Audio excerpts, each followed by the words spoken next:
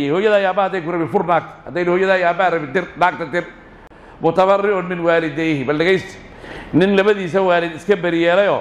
labadii waalid buuba dhacayba islaanteeday collo yihiin buu yidhi labadiisii waalid buu collaystay islaantii buu la duday islaantiisii buu raacay labadii waalidda wuxuu yidhi meel xag oo kale labada qoloo sakaraada ha looga dhiso islaantii hadalkeeduu dhegaystay hooyadaa ima rabto oo aabbaha ima rabo yaa laga dhaadhiciyey hooyada iyo aabaha hadday ku rabi fur naagta haddayna hooyada iyo aabaha rabi dir naagta dir cumar bin khitaab radia allahu canhu islaantiisa oo aad uu jecel yahay yaa wuxuu yidhi aabbahay cabdullaahi bin cumar wiilkiisaa islaanta qabay markaasuu wuxuu ku yidhi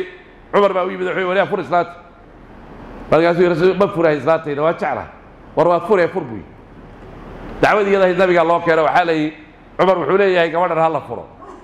macnaa waxaa weeye wiilkuna wuxuu leeyahay ani islaantayda ma furahay cumar wuxuu yidhi wiilkii fur gabadha maxaa yeele gabadh waad heli laakiin aabba xaggeed ka heli waa saas jawaabtu gabadhan waad heli kartaa tu kalaad guursane